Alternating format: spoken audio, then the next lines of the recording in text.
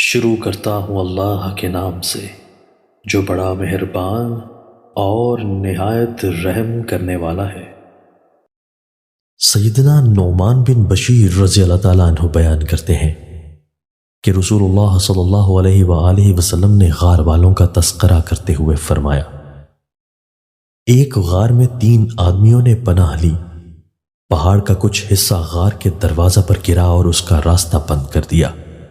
ایک نے کہا، یاد کرو تم میں سے کس نے نیک عمل کیا ہے، ممکن ہے کہ اللہ تعالیٰ اپنی رحمت کے بسبب ہم پر رحم کر دے۔ ایک آدمی نے کہا، میں نے ایک دفعہ ایک نیکی کی تھی، اس کی تفصیل یہ ہے کہ میرے کچھ مزدور کام کرتے تھے، میرے اعمال میرے پاس آئے، میں نے ہر ایک کو معین مزدوری دی۔ ایک دن ایک آدمی نصف النہار کے وقت میرے پاس آیا، میں نے اسے مزدوری پر تو لگا دیا، لیکن نصف دن کی وجہ سے دوسرے مزدوروں کی مزدوری کے نصف کے بقدر دینے کا طے کیا، لیکن اس نے اس نصف دن میں اتنا کام کیا جو دوسروں نے پورے دن میں کیا تھا، اس لیے میں نے اپنی ذمہ داری سمجھی کہ اسے اس کے ساتھیوں کی طرح پوری اجرت دوں، کیونکہ اس نے اپنا کام کرنے میں پوری محنت کی ہے۔ ان میں سے ایک آدمی نے اعتراض کرتے ہوئے کہا، کیا تو اس کو وہی اجرت دے رہا ہے جو مجھے دی، حالانکہ اس نے نصف دن کام کیا ہے؟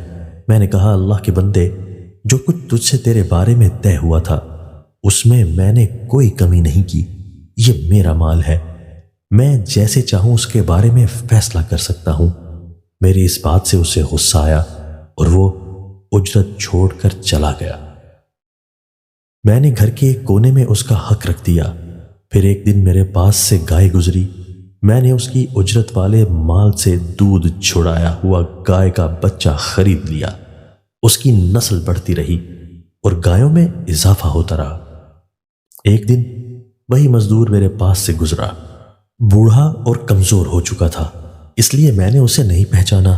اس نے کہا، میرا حق تیرے پاس ہے۔ جب اس نے مجھے یاد کرایا تو بات میری سمجھ میں آ گئی۔ میں نے کہا، میں تو تیری ہی تلاش میں تھا۔ میں نے اس پر ساری گائیں پیش کرتے ہوئے کہا، یہ تیرا حق ہے۔ اس نے کہا، او اللہ کے بندے، میرے ساتھ مذاق تو نہ کر، اگر میرے ساتھ ہمدردی نہیں کر سکتا تو میرا حق تو مجھے دے دے۔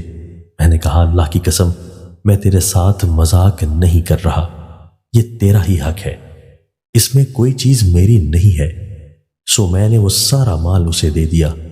اے اللہ، اگر میں نے یہ نیکی تیری ذات کے لیے کی ہے تو اس سے ہمارے لیے گنجائش پیدا کر۔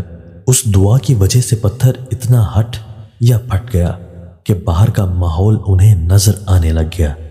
دوسرے نے کہا، میں نے بھی ایک دفعہ ایک نیکی کی تھی، تفصیل یہ ہے کہ میرے پاس زائدہ ضرورت مال تھا، لوگ شدت میں مبتلا ہو گئے، ایک عورت میرے پاس کچھ مال طلب کرنے کے لیے آئی۔ میں نے کہا، اللہ کی قسم، تیری شرمگاہ کے علاوہ اس کی کوئی قیمت نہیں ہے۔ اس نے ایسا کرنے سے انکار کر دیا اور وہ چلی گئی۔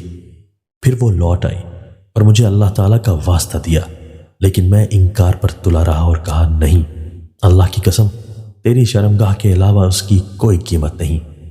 اس نے میرے مطالبے کا انکار کر دیا اور چلی گئی۔ اس نے یہ بات اپنے خاوند کو بتلائی تو اس نے کہا، تو اسے اپنا نفس دے دے، یعنی اسے زنا کرنے دے، اور کچھ لے کر اپنے بچوں کی ضرورت پورا کر۔ وہ آئی اور مجھ پر اللہ تعالیٰ کی قسم کھائی، لیکن میں نے پہلے کی طرح انکار ہی کیا اور کہا، پہلے اپنا نفس فروخت کرنا ہوگا، یعنی اپنی عزت لٹانا ہوگی۔ جب اس نے یہ صورتحال دیکھی تو اپنے آپ کو میرے سپرد کر دیا۔ جب میں نے اسے برہنہ کیا اور بدکاری کا ارادہ کر لیا تو اس پر میرے نیچے کپکپی طاری ہو گئی۔ میں نے اسے کہا، تجھے کیا ہو گیا ہے؟ اس نے کہا، میں جہانوں کے پالنہار اللہ سے ڈرتی رہی ہوں۔ میں نے اسے کہا، تو تنگ دستی کے باوجود اس سے ڈرتی ہے اور میں تو خوشحالی میں بھی نہیں ڈرتا۔ بس میں نے اسے چھوڑ دیا اور اسے برہنہ کرنے کے جرم میں جو کچھ مجھ پر عائد ہوتا تھا میں نے اسے دے دیا۔ اے اللہ، اگر میں نے یہ نیکی تیری ذات کے لیے کی تھی تو آج اس چٹان کو ہٹا دے۔ اس دعا کی وجہ سے وہ مزید ہٹ گئی، حتیٰ کہ وہ آپس میں ایک دوسرے کو پہچاننے لگ گئے۔ تیسرے نے کہا، میں نے بھی ایک نیکی کی تھی، اس کی تفصیل یہ ہے کہ میرے والدین بوڑھے تھے اور میرے پاس بکریاں تھیں۔ میں اپنے والدین کو کھانا کھلاتا اور دودھ پلاتا تھا اور پھر اپنی بکریوں کی طرف لوٹ جاتا تھا۔ ایک دن بارش نے مجھے وقت پر لوٹنے سے روک لیا۔ وہیں شام ہو گئی۔ جب میں گھر پہنچا، برتن لیا، بکریوں کا دودھ دہا اور اپنے والدین کے پاس لے کر گیا، لیکن وہ میرے پہنچنے سے پہلے سو چکے تھے۔ ایک طرف ان کو بیدار کرنا مجھ پر گراں گزر رہا تھا اور دوسری طرف بکریوں کو یوں ہی بے حفاظت چھوڑ آنا پریشان کر رہا تھا۔ بہرحال میں برتن تھامے ان کے انتظار میں بیٹھا رہا، حتیٰ کہ وہ صبح کو بیدار ہوئے اور میں نے ان کو دودھ پلایا۔ اے اللہ، اگر میں نے یہ نیکی تیرے لیے کی تھی تو اس چٹان کو ہٹا دے۔ سیدنا نعمان کہتے ہیں، گویا کہ میں یہ الفاظ اب بھی رسول اللہ صلی اللہ علیہ وآلہ وسلم سے سن رہا ہوں۔ اللہ تعالیٰ نے اس پتھر کو غار کے دہانے سے ہٹا دیا اور وہ نکل گئے۔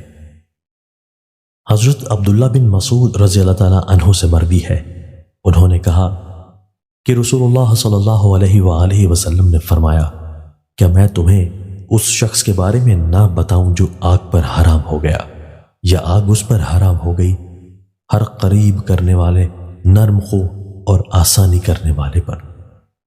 دوستو، اللہ تعالی ہمیں ان احادیث مبارکہ پر عمل کرنے اور اپنی زندگیوں کو سنوارنے کی توفیق عطا فرمائے۔